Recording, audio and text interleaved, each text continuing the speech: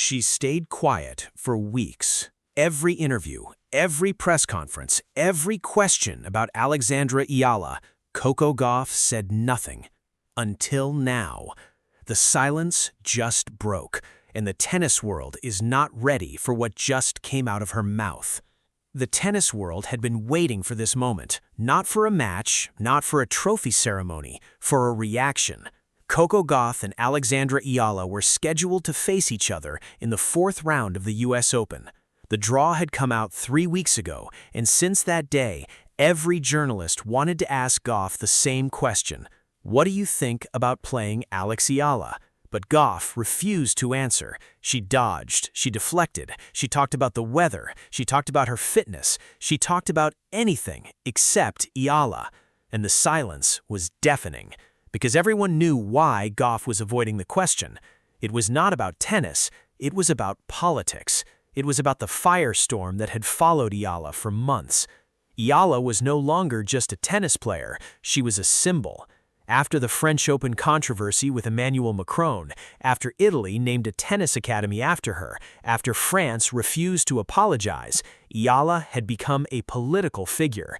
She represented something bigger than herself. She represented every underdog who had been doubted, every athlete from a small country who had been dismissed, every person who had been told they did not belong. And now she was about to play Coco Gauff, an American superstar, a former US Open champion, a global icon. The media wanted to turn this match into a battle of narratives, America versus the Philippines, the establishment versus the underdog, the silence versus the voice. But Gauff was not playing that game, at least not at first. She gave a press conference 2 days before the match. The room was packed, more journalists than usual, because everyone expected her to finally address the Eala question. Gauff walked in wearing a simple black sweatshirt. She sat down. She smiled. The first question came from a reporter from ESPN. "Coco, you are about to play Alex Eala. She has been at the center of a major political controversy involving France and Italy. What are your thoughts on playing her?" Gauff looked at the reporter. She paused for 5 seconds. Then she said, "I am focused on my game." Next question. The room shifted uncomfortably. Another reporter tried. "But Coco, Eala has said in interviews that she feels the tennis world has not treated her fairly. Do you agree?" Gauff's smile faded. She said, "I am not here to talk about politics. I am here to play tennis." Next question. A third reporter, a fourth reporter, each one trying a different angle, each one getting the same answer. Nothing. The press conference ended. Gauff walked out. The journalists filed their stories. The headlines were all the same. Coco Gauff refuses to discuss Alex Eala. Gauff dodges political questions ahead of US Open match. Silence from Gauff as Eala controversy looms. The tennis world was divided. Some people praised Gauff for staying focused on tennis. Others criticized her for being cowardly, for refusing to stand up for what was right, for staying neutral when neutrality felt like complicity. The debate raged on social media. Hashtags trended, fans argued, former players weighed in. And through it all, Gauff said nothing. She trained, she ate, she slept, she prepared for the biggest match of her season. But the silence was not going to last forever. Something had to break. 2 days later, the day before the match, Gauff gave another press conference. This time, she looked different. Her face was serious. Her eyes were tired. She had not slept well. The pressure was getting to her. Everyone could see it.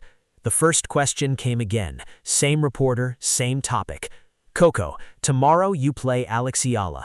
Any thoughts, Mao?" Gauff stared at the reporter for a long time. The room went silent. You could hear cameras clicking. You could hear people breathing. Then Gauff leaned into the microphone, and she spoke. What she said would be played on news channels around the world. What she said would spark a new wave of controversy. What she said would finally answer the question that everyone had been asking for weeks. Coco Gauff finally reacted, and the tennis world was not ready. Coco Gauff leaned into the microphone and said, "I have been quiet because I did not want to add fuel to a fire that I did not start, but I cannot be quiet anymore. I respect Alex Eala. I respect what she has been through. I respect how she has handled herself. She has been treated unfairly by people who should have known better, and I think it is time someone said that out loud." The room exploded. Journalists started shouting questions. Cameras flashed. Gauff raised her hand. She was not done. She continued, "I am not going to talk about presidents or politics. That is not my job. But I am going to talk about tennis. And in tennis, we respect our opponents. We do not question their victories. We do not accuse them of cheating without evidence. We do not make them feel like outsiders. Alex Eala is a champion. She proved that at the French Open. She proved that at the Italian Open. And she will prove it again tomorrow. Win or lose. She is a champion, and I am honored to share the court with her." The room was stunned. No one expected this. No one expected Gauff to break her silence so forcefully. No one expected her to take sides. But she had taken a side. She had taken Eala's side, and the tennis world would never be the same. Within minutes, clips of Gauff's statement were everywhere. Twitter, Instagram, TikTok, Facebook, news websites, sports channels. The hashtag Gauff supports Eala started trending globally. Fans praised Gauff for her courage, for speaking truth to power, for standing up for what was right. But not everyone was happy.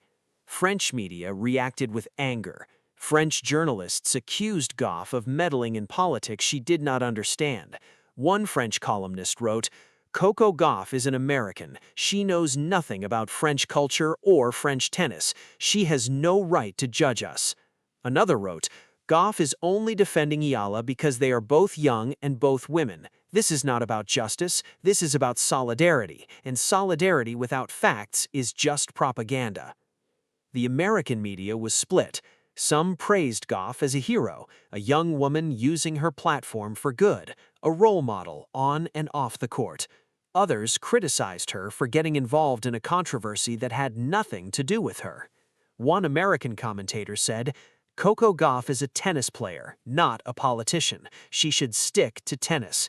She just made herself a target. The French will never forgive her. And for what? For a player she is about to compete against?" The debate was fierce, but Gauff did not back down. She posted a short video on her Instagram later that night. She was sitting in her hotel room. No makeup, no fancy background, just her. She said, "I meant every word I said. I am not afraid of the backlash. I am not afraid of the French. I am not afraid of anyone. I said what I believed, and I would say it again. See you tomorrow, Alex. Let the best woman win." Alexandra Eala saw the video. She was in her own hotel room 30 minutes away from Gauff. She watched it 3 times. Then she picked up her phone. She sent Gauff a text message. Just 4 words. "Thank you. See you tomorrow." No emojis, no exclamation points. Just 4 words. But those 4 words meant everything. Because in a world where everyone had an opinion about Eala, where everyone wanted to use her for their own narratives, where everyone wanted to either tear her down or lift her up for their own reasons, Coco Gauff had done something rare. She had spoken from the heart. She had not calculated the political consequences. She had not worried about sponsors or fans. She had simply said what she believed, and Eala respected that more than any trophy. The next morning, the U.S. Open grounds were buzzing. Fans lined up outside the gates hours before the match. They held signs. Some said, "Go Coco." Some said, "Go Alex." Some said, "Tennis over politics." The atmosphere was electric. It felt like a final, not a 4th-round match. Everyone knew they were watching something special. 2 young champions, 2 friends, 2 women who respected each other, about to battle for a place in the quarterfinals. But the battle had already begun off the court, and the winner was not yet decided. The players walked onto Arthur Ashe Stadium at 7 p.m., the biggest tennis stadium in the world. 23,000 people packed into the stands. The energy was unlike anything anyone had ever felt. Coco Gauff came out first. She was wearing her signature blue dress. Her face was calm, focused. She waved to the crowd. They roared. Then Alexandra Eala walked out. She was wearing white, simple, elegant.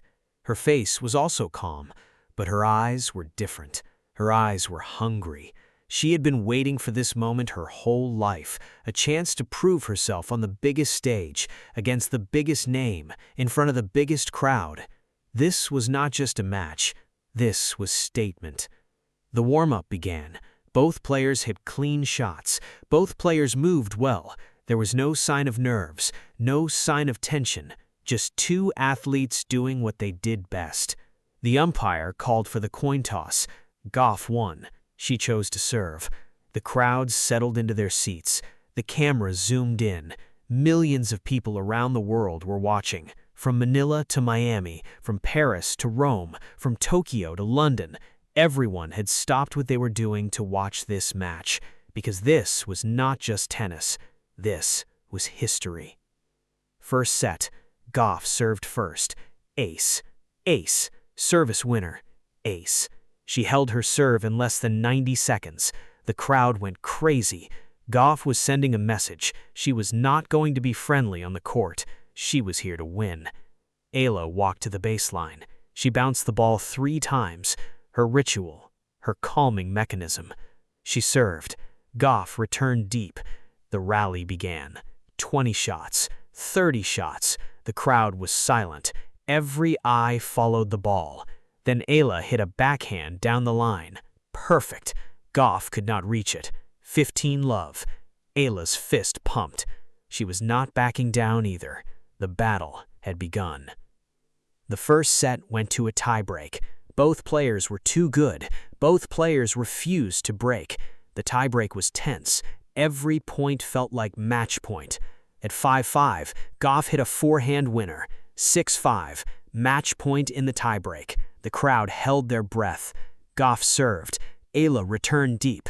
Gauff hit a cross-court backhand. Eala ran it down. She hit a lob. Gauff ran back. She hit an overhead smash. The ball landed on the line. In. Tiebreak over. Gauff won the first set. She screamed, "Come on!" The crowd erupted. But Eala was not broken. She walked to her chair. She drank water. She wiped her face. She looked at her coach.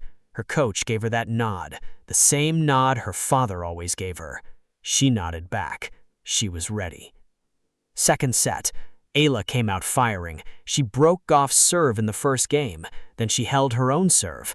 Then she broke again. 4-love. The crowd was shocked. Where did this come from? Gauff looked frustrated. She was making unforced errors. She was rushing her shots. Eala was playing the match of her life. Everything was working. Her forehand, her backhand, her serve, her movement. She won the second set 6-2. The match was tied. 1 set each. The crowd was on their feet. This was going to a third set. This was going to be a classic. Between sets, the cameras caught something interesting. Gauff and Eala walked past each other on their way to the chairs. Gauff said something to Eala. The microphones did not catch it, but Eala smiled, a genuine smile, not a competitive smile, a friendly smile. Whatever Gauff said, it had reminded Eala that they were not enemies. They were competitors, but also colleagues, also friends, also 2 young women who respected each other. The third set would decide everything. But no matter who won, both had already won something bigger. They had shown the world that sports could rise above politics, that respect could overcome controversy, that 2 athletes could compete fiercely and still remain human. The third set began. Gauff served first. She held easily. Eala served. She held easily. 2 games, 2 holds, no breaks. This was going to be a war. The third game, Gauff serving again. 15-40, 2 break points for Eala. The crowd was silent. Eala returned Gauff's serve. Deep. Gauff did forehand. Wide. Break. Eala was up 3-2. She was 1 step away from the biggest victory of her career. But Gauff was not done. She broke back immediately. 3-3. Then she held serve. 4-3. Then Eala held serve. 4-4. Then Gauff held serve. 5-4. Eala was serving to stay in the match. The pressure was immense. Eala bounced the ball 3 times. Her ritual, she tossed the ball, served, ace, 15-love. Another serve. Gauff returned long, 40-love. 3 match points for Eala. The crowd was on its feet. Eala served, Gauff returned, the rally began. 10 shots, 15 shots, 20 shots. Gauff hit a backhand cross-court. Eala ran. She got there. She hit a forehand down the line. Gauff dived. She could not reach it. The ball bounced twice. Eala had won. She fell to her knees. Her hands covered her face. She was crying. Gauff walked to the net. She waited for Eala to stand up. Then she hugged her. A long hug. A genuine hug. She whispered something in Eala's ear. This time, the microphones caught it. Gauff said, "You deserve this. Go win the whole thing." Eala hugged her tighter. Then she walked to the center of the court. She raised her arms. The crowd roared. She looked up at the sky. She thought about her mother. She thought about her father. She thought about everyone who had ever doubted her, and she smiled, the biggest smile of her life. The post-match press conference was emotional. Gauff spoke first. She said, "I have no regrets. I played my best. She played better. That is tennis. I am proud of her. I am proud to call her my friend, and I am proud of what I said yesterday. I meant every word." Then Eala spoke. She was still wiping tears from her eyes. She said, "Coco is a champion, not just because she wins matches, because of who she is. She stood up for me when she did not have to. She risked her own reputation to support me. I will never forget that. I will never forget her. This victory is for her as much as it is for me." The media tried to create drama. They asked Eala about France, about Macron, about the controversy.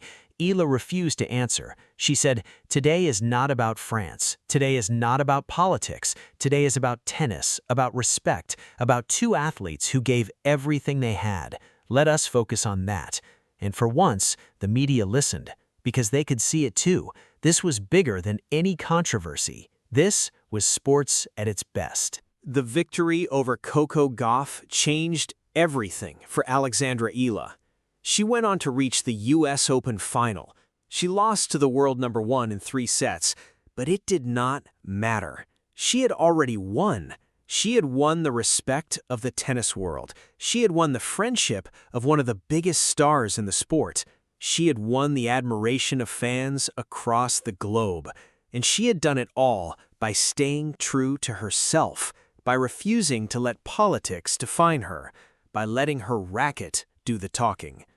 Coco Gauff and Alexandra Eala became close friends after the US Open. They trained together in Florida. They played doubles together at a smaller tournament in Europe.